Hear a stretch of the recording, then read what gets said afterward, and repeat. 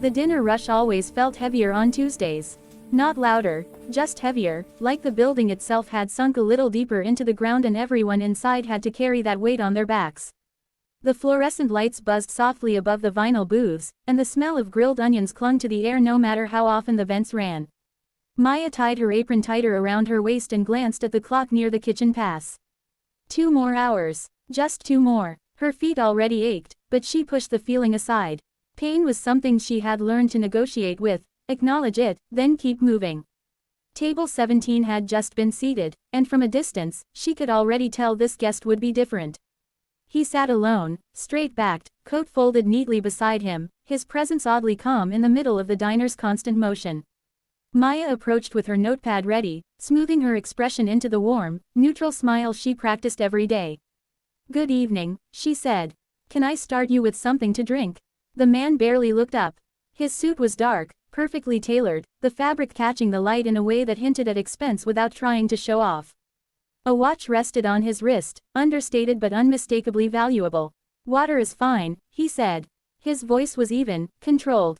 "No lemon." "Yes, sir." She brought the water back quickly, noticing how he scanned the room, not with judgment, but with a kind of distant awareness, as if he were taking notes. When she returned, he ordered the steak, medium rare, no substitutions, no questions. He handed her the menu like it was a contract already signed. As Maya walked toward the kitchen, she felt the familiar tightening in her chest. Customers like him rarely caused scenes.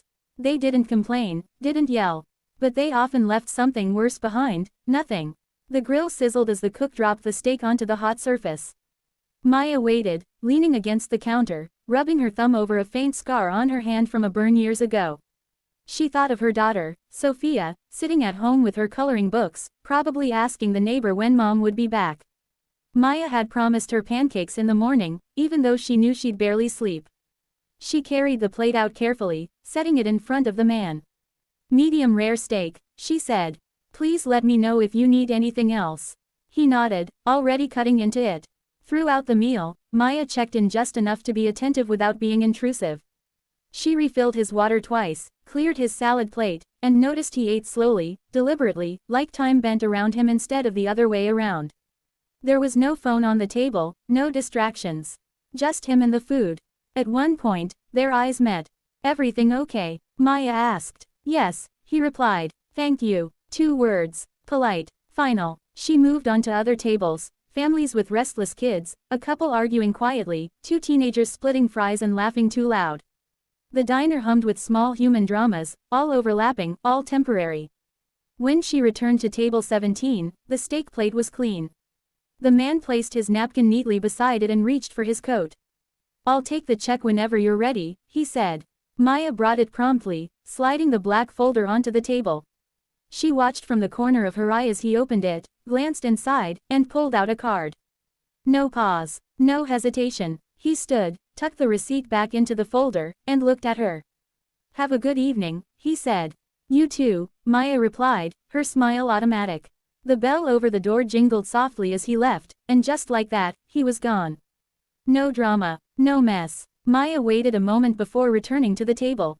She told herself not to expect anything. Expectations were dangerous. Still, her heart beat a little faster as she opened the folder. $0. The ink looked almost sharp against the white paper. 0 tip. Clean. Intentional. For a second, she just stared at it, the noise of the diner fading into a dull blur. Her throat tightened, and she swallowed hard. She thought of the electric company's final notice folded into her bag. Of the way Sophia's shoes had let water seep in during the last rainstorm. Of how many times she'd told herself that dignity was enough, that she didn't need more. She closed the folder carefully, like it might break. "It's okay," she whispered to herself. "It's fine." She grabbed a damp cloth and began clearing the table, her movements slower now. When she lifted the plate, something unexpected happened. A small object slipped free and tapped against the tabletop. Maya froze. Her eyes dropped to the surface of the table. There, where the plate had been, lay a folded piece of paper, held moments ago by a small piece of tape stuck to the underside of the dish. Her breath caught. She glanced around instinctively, half expecting someone to be watching, but no one was paying attention. The diner went on as usual. Orders called out. Silverware clinked. Life moved forward. Her fingers trembled as she peeled the paper free. The tape made a soft tearing sound that felt impossibly loud to her. She unfolded the paper slowly, her heart pounding so hard she could feel it in her ears. It wasn't money. It was a note, handwritten. Maya stared at the ink, the letters deliberate and careful, as if each word had been chosen with intention. The paper felt heavier than it should have, like it carried more than just words. She read the first line, and something inside her shifted, just slightly, like the first crack in ice that hadn't yet broken. Her knees weakened, and she slid into the booth across from the empty seat, clutching the note in both hands. For the first time that night, Maya forgot about the tip. And for the first time in a long while, she felt something else rise up through the exhaustion and disappointment. Curiosity. Maya read the note once, her eyes moving quickly over the words, then again more slowly, as if reading them too fast might make them disappear. I didn't leave a tip because you deserve more than one good night. Turn this over. Her fingers tightened around the paper. For a moment she just sat there, the booth creaking softly beneath her weight, the empty seat across from her like a quiet witness. The diner sounds rushed back in, orders being shouted, a child laughing, the hiss of the grill, but everything felt distant, muted, as if she were underwater. She flipped the paper over. The name stopped her breath. She had seen it on news headlines, business magazines left behind by customers, even on a poster taped near the office television when he donated to some national charity. A billionaire, one of those people whose money felt less like cash and more like an abstract force, something that moved markets and cities, not plates and aprons. Below the name was a phone number. No company logo, no title, just digits written in the same careful ink. Under that, one final line. You reminded me of my mother. Call tomorrow. Ask for Daniel. Maya pressed the paper flat against the table, as if grounding it might help her breathe. Her first instinct was disbelief. Rich people didn't leave handwritten notes under plates. They didn't notice waitresses, and they definitely didn't compare them to their mothers. Her manager, Rick, walked past and slowed when he saw her sitting. Maya, you all right? He asked, eyebrow raised. You still on the clock? She looked up, startled, then nodded quickly. Yeah, sorry, just, long night. Rick glanced at the empty table, then shrugged. Happens. Go finish up when you're ready. When he walked away, Maya folded the note carefully and slipped it into her apron pocket, her hand lingering there like she needed to make sure it was real. She finished her shift in a haze, moving on muscle memory alone. Smiles, refills, checks dropped and picked up. The zero tip still stung, but it no longer defined the moment. At home, the apartment was quiet except for the soft hum of the refrigerator. Sophia was asleep on the couch, her school backpack tucked under her head like a pillow. Maya smiled softly and carried her to bed, brushing hair from her daughter's face. Later, sitting alone at the small kitchen table, Maya placed the note in front of her. She smoothed the edges, tracing the letters with her eyes again and again. What if it was a joke? A cruel one? What if she called and embarrassed herself? She imagined a receptionist laughing, telling her she had the wrong number. By the time dawn crept through the blinds, Maya had decided she would call.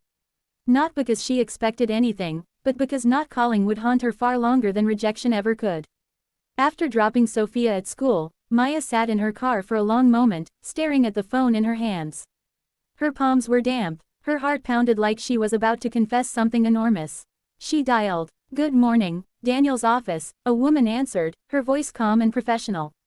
Maya swallowed. Hi, my name is Maya. I was told to call and ask for Daniel. There was a pause. Not long, but long enough for Maya's stomach to drop. One moment, please, the woman said. The line went quiet. Maya stared at the dashboard, at a crack in the plastic she'd been meaning to ignore. She counted her breaths. Then a man's voice came on, deeper than she expected. This is Daniel. Her voice shook despite her efforts. Hi, I was your server last night. I know, he said gently. Thank you for calling. Something in his tone, warm, unguarded, made her eyes sting. I wasn't sure if I should, Maya admitted. I hoped you would, he replied. You probably wondered about the tip. She let out a small, nervous laugh. I did. My mother waited tables for 20 years, Daniel said. She raised me alone. Some nights she came home exhausted, still smiling because she didn't want me to see how hard it was. When I sat at your table, I saw that same strength. The same quiet patience. Maya closed her eyes. I don't believe one night's money fixes a life, he continued. But access can. Opportunity can. I'd like to help, if you'll let me. They talked for nearly an hour. About her work schedule, about Sophia, about how Maya had once dreamed of managing a restaurant but never had the money or time for school. 2 weeks later, Maya stood in an office that overlooked the city, signing papers she barely believed were real. Tuition covered, childcare arranged, her outstanding bills quietly paid, without her ever having to ask. Daniel never made a public announcement. No press, no photos, just a handshake and a simple, "You earned this. Don't let anyone tell you otherwise." The months that followed were exhausting in a different way. Classes during the day, work at night, homework after Sophia fell asleep. There were moments Maya wanted to quit, moments when fear whispered that she didn't belong in classrooms or boardrooms. But she kept going. A year later, she stood in the same diner, only now, she wore a manager's badge clipped neatly to her blazer. She still stepped onto the floor sometimes, helping when it got busy, greeting customers by name. One evening, she noticed a young waitress staring at a receipt, her shoulders slumping. Maya walked over, resting a hand lightly on her arm. "You okay?" The waitress nodded, quickly. "Yeah, just one of those tables." Maya smiled, soft and knowing. "Keep going, you never know who's watching." As she walked away, Maya touched the folded note she still carried in her wallet, edges worn now, ink slightly faded. Some people left tips, others left doors, and sometimes, everything changed not because of what was taken from the table, but because of what was hidden beneath it.